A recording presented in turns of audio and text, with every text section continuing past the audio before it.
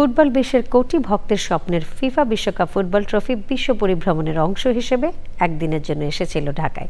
এ নিয়ে 4 বার সোনালী এই ট্রফি আসলো বাংলাদেশে।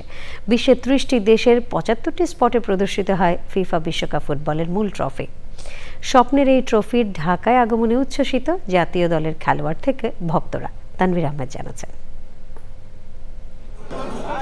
বিশ্বকাপের সোনালী ট্রফি খেলোয়াড়দের আবেগ অধ্যাবসায়ের ফল। সেই ট্রফি কাছ থেকে দেখা যে কারোর জন্যই আরাধ্য।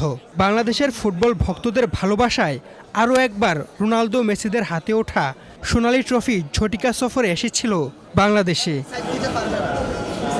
2002-এর বিশ্বকাপ জয়ী ব্রাজিল দলের ফুটবলার গিলবার্টো সিলভা বিশ্বকাপ ট্রফি নিয়ে বুধবার সকালে ঢাকায় পা রাখেন। এয়ারপোর্টে ট্রফি বরণ করে নেওয়া দলে ছিলেন বাংলাদেশের অধিনায়ক জামাল ভুঁইয়া। বিশ্বকাপ ট্রফি কাছ থেকে দেখে আবেগ তার কণ্ঠে। My first time seeing the world cup trophy, so আমার খুব ভালো লাগছে।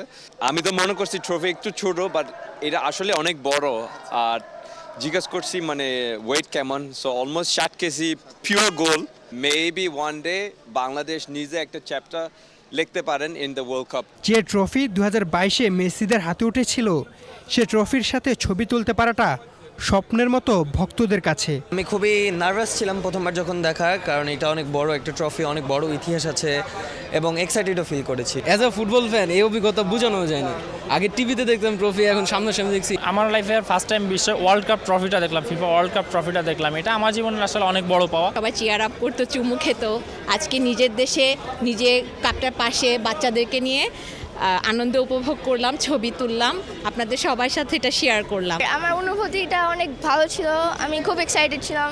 150 দিনের এই বিশ্বভ্রমণ শুরু হয় সৌদি আরবের দোহা থেকে। বাংলাদেশ থেকে ট্রফির পরবর্তী গন্তব্য সাউথ কোরিয়া। 11 জুন শুরু হবে বিশ্বকাপ ফুটবলের জমজমাট এই আসর। Tanvir Ahmed, channel I, Dhaka.